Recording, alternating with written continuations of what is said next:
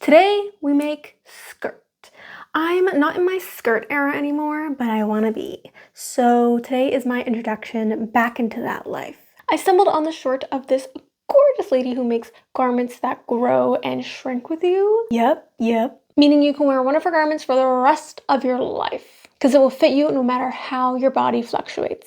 I think she does this just by gathering the fabric on the ribbons and ties, and then on the ends she just kind of, ties a little bow or whatever, and that's it. She makes it seem so simple and easy to make that I have to give it a try. Her signature thing, at least for this collection, seems to be to add a bit of pattern fabric at the top of her skirts, but it seems like an extra step for me, so I'm not gonna do that. I like the volume of the Jones skirt that she has, but again, with that bit, I'm gonna aim for more of the Anna skirt here. So I'm basically making this skirt, but the volume of the Jones skirt. Does that make sense? I hope so.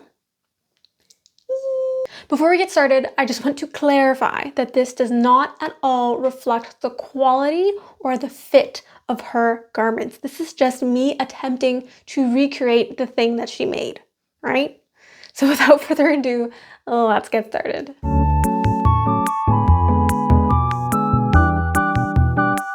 So for the fabric, I'm using this tablecloth I got from a thrift store years ago for like $3.99, which I don't even think is possible these days. The last time I stepped foot in a thrift store, everything was like $20 and up, so I just stopped going entirely. Anyways, I think this kind of looks like the pink fabric from the Anna skirt, so this is what I'm gonna go with. In terms of height, this is kind of long. Maybe if we shortened it so it's above the knees, like that. Yeah, I'm comfortable with this length. Measuring that out is about 23 inches. Just for a quick comparison, I'm gonna measure the length of my shorts. From waist to hem is about 16.5 inches. I think my shorts are the perfect length though, so let's aim for 16 inches as our final skirt length. Laying it out flat, I'm gonna measure up from the finished hem 18.5 inches and cut all the way across. I ended up with an 18.5 inch by 101 inch panel. We're gonna create a channeling at the top of our skirt, so let's start by pressing in our raw edge about 1/2 inch all the way across. Then fold in about 1.5 inches and press it down all the way across. Take it to the machine and straight stitch that down along the open edge.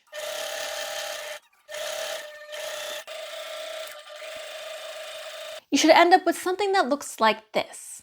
Bring back the unused fabric and cut out a panel for the ties. I cut out a 2-inch wide strip, which should give me a 3/4 inch wide tie in the end. You could always just use some ribbon for the ties, but I want it to match the skirt, so I'm making my own. Take it to the machine and straight stitch the raw edges together, creating a tube. Press it down flat with an iron, then feed it through the channeling at the top of the skirt until you get something like this. Gather it together, then try it on for size.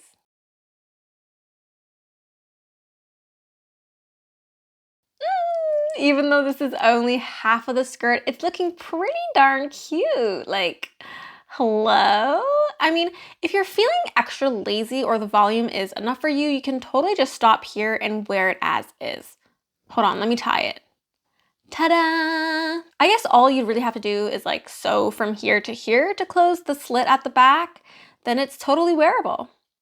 But nah, I want to make it as close to the original as possible, so let's keep going. Since this is only half of the skirt, I'm just gonna duplicate this off camera. Then bam! Connect the two pieces by sewing the sides together on the machine. Place them good side facing good side, then stitch from here to here, just under the channeling, making sure not to sew the ties together. Do the same on the other end. Then voila, here we go, the final product. This is by far the easiest skirt I have ever made. I think it's largely due to the fact that this was a no pattern necessary build. The only thing I don't love about this is the fit. With all the bunching at the waist, it makes me look kind of big. All the fabric at the waist is just really not flattering in my opinion. Like, it's just not something I would wear out and about. I prefer something that cinches at the waist.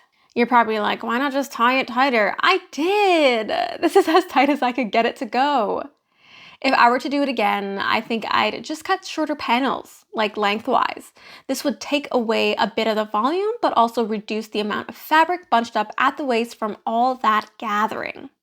Oh well, this was still a nice exercise, and I'm in love with the concept of this being adjustable to any size. And the most brilliant thing about this is that I can easily reuse the fabric since it wasn't cut specifically for a certain shape.